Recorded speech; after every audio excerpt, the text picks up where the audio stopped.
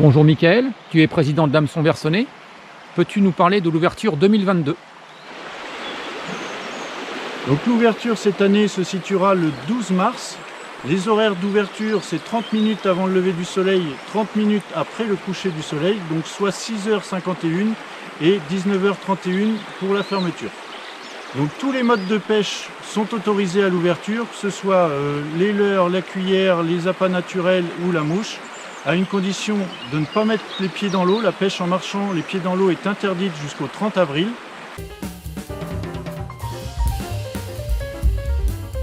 Nous avons 34 km de rivières réparties sur 4 rivières différentes. Nous avons l'Odon, la Druance, Amont, le ruisseau du Roucan et le ruisseau de la Douvette que nous avons en gestion.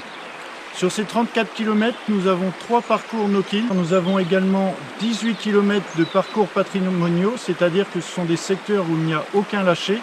Donc seule la truite fario est présente, il n'y a pas de déversement.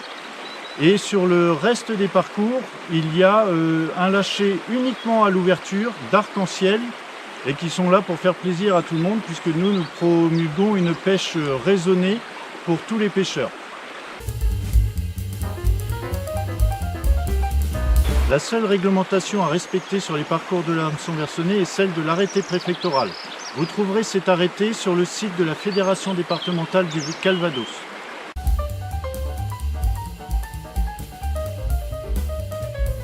Sur l'Hameçon Versonnet, 7 gardes sont en charge de faire respecter l'arrêté préfectoral. Vous les verrez régulièrement au bord de la rivière pour vous contrôler et vous donner des informations sur la rivière et notre gestion.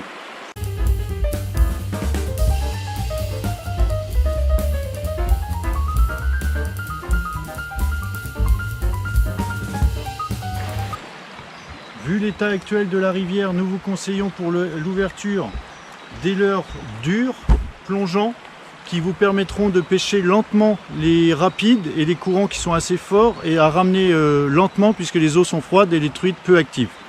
Vous avez également les leurres souples à utiliser, idem. Alors on vous conseille plutôt d'avoir des hampes un petit peu plus courtes que sur ce modèle là puisque la truite n'ouvre pas la gueule très grande souvent sur les petits modèles, donc vous risquez d'avoir des touches mais des ratés avec une hampe aussi large. Et sinon il reste les classiques cuillères que vous pouvez avoir comme ceci avec un triple, ou alors pour les parties en no-kill vous pouvez supprimer 2 des triples pour n'en garder qu'un seul, et ce qui vous autorisera à aller sur les parcours no-kill du moment que l'ardillon est écrasé.